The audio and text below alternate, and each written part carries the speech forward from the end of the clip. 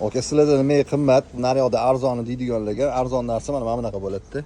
Mana kapotlarni polni ochib tashashgan, polirovka qilib. Bu polirovka qilayotganda chust qilib polirovka qilish kerak-da va sezish kerak mana. Hamyoqlarni bagajlarni qaranglarni ochib tashagan. Mana eshik chiplari ochilyapti. Mana Tom stoykalarni ochib tashashgan, polirovka qilib, polni ochib tashashgan mashinani. Shuni bilinglar, arzon narsa mana shunaqa bo'ladi. Iloji boricha buni o'zini ishini biladigan yaxshi ustalarga berganinglar yaxshi.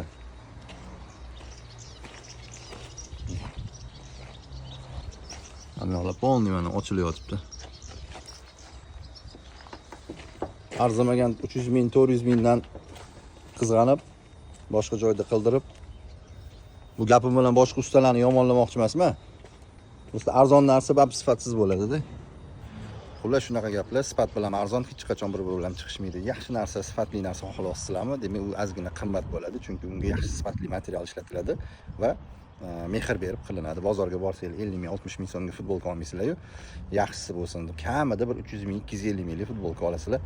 Yuvganinglarda kirishmasin, rangi o'chib ketmasin deb harakat qilasizlar. Buni ham xuddi shunaqa narsa joningizga sog' bo'lsin.